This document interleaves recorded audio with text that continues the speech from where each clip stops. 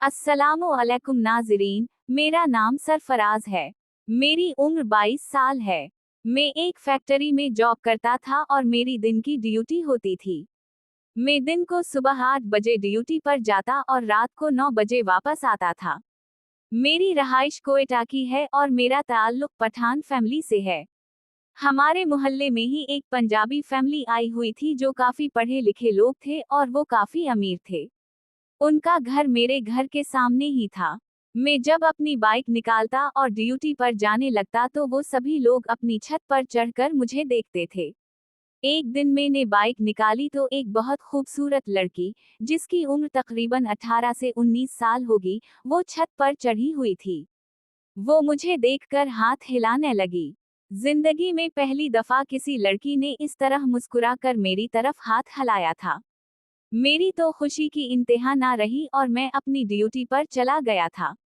सारा दिन मुझे इस लड़की के ख्यालात आते रहे थे और मेरा दिल चाह रहा था कि इस लड़की से जरूर मिलूं, क्योंकि मैंने जिंदगी में कभी भी किसी लड़की को हाथ नहीं लगाया था और किसी लड़की के साथ भी मोहब्बत नहीं की थी।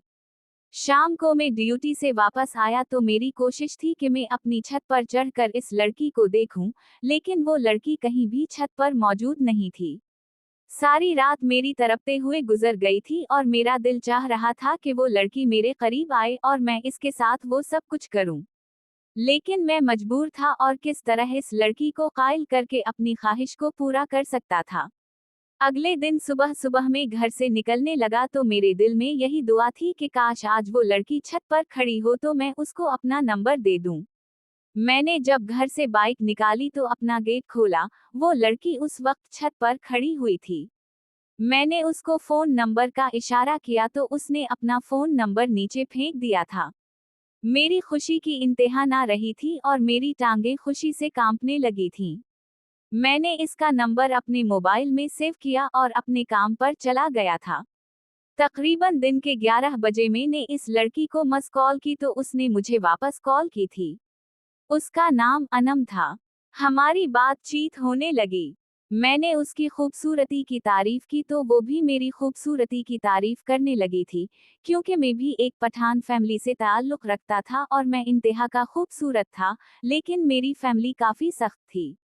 इसलिए मैंने किसी भी लड़की को प्रपोज नहीं किया था और किसी भी लड़की से रिलेशनशिप नहीं बनाया था। ये पहली लड़की थी और पंजाबी थी जिससे मैं ताल्लुक बना रहा था। अनम ने मुझे अपनी काफी सारी फोटोज भेजे और मेरे साथ काफी फ्री होने लगी थी। मैं भी इसके साथ फ्री हो गया था और ऐसी ऐसी बातें करने लगा था जिससे वो मेरे पास आने की ख्वाहिश करने लगी थी। लेकिन सबसे बड़ा मसला हमारा मिलना था। हमारे लिए कोई ऐसी जगह नहीं थी जहां हम दोनों अकेले मिल सकते और अपनी अपनी ख्वाहिश को पूरा कर सकते। अनम भी व्हाट्सएप पर मेरे साथ अपनी ख्वाहिश का इजहार करती थी कि मैं तुम्हारे पास आना चाहती हूँ और तुमसे मिलना चाहती हूँ। मैं इसकी ख्वाहिश को समझ गया था कि वो मेरे नीचे आना चाहती है और मेरे से सब कुछ करना चाहती है। अगले दिन मेरी फैमिली एक टूर पर चली गई थी और मैं घर पर अकेला रह गया था, क्योंकि मेरी ड्यूटी होती थी और मैंने फैक्ट्री में जाना होता था, इसलिए मैं घर पर अकेला था।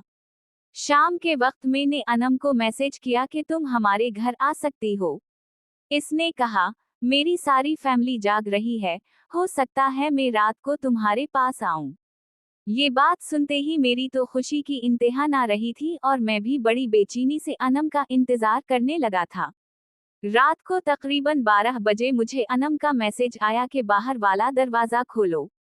मैं दबे कदमों गया और आहिस्ता से बाहर वाला दरवाजा खोल दिया। अनम हमारे घर दाखिल हो गई थी। मैंने उसको उठाया और अपने कमरे में ले गया था। जिंदगी में पहली दफा इतनी खूबसूरत लड़की मेरे पास आई थी। मुझे तो समझ नहीं आ रहा था कि अनम से किस तरह मोहब्बत का आगाज करूं। मैंने अनम के लिए अच्छी सी चाय बनाई और हम कमरे में दोनों चाय पीने लगे। हमने एक दूसरे से चाय शेयर की और फिर दिल की बातें करने लगे। अनम ने मेरा हाथ पकड़कर मुझसे मोहब्बत का इजहार किया और शादी की पेशकश कर दी थी, लेकिन मुझे अपनी ख्वाहिश पूरी करने की पड़ी हुई थी। मैंने इससे कहा था कि शादी का बाद में देखेंगे, पहले मैं तुम से वो सब कुछ करना चाहता हूँ जो लड़के लड़की एक दूसरे के साथ करते हैं। अनम पहले तो घबराने लगी थी, लेकिन बाद में इसने मुझे इजाजत दे दी थी। मैं अनम के साथ करने लगा था और वो मेरा साथ देने लगी थी। अनम भी बहुत पुरजोश होकर मेरे साथ वो काम कर रही थी। मुझे काफी राहत मिल रही थी और मैं सुकून की वादियों में खो गया था। अनम भी आंखें बंद करके सब कुछ करने में लगी हुई थी। जब हमने एक दूसरे को अच्छी तरह राहत दे ली थी तो अनम वापस अपने घर चली गई थी।